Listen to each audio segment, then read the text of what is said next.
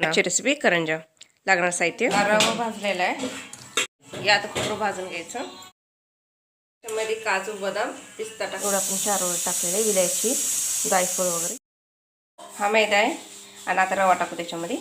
तर मीठ टाका तुम्ही, तूप टाकलं त्याच्यामध्ये, करून दूध टाकलं त्याच्यामध्ये मी. पीठ कडकच मळायचं आहे आणि आपल्याला अर्धा तासाने लाटायचे करंजा. असं पीठ पाणी आपल्याला.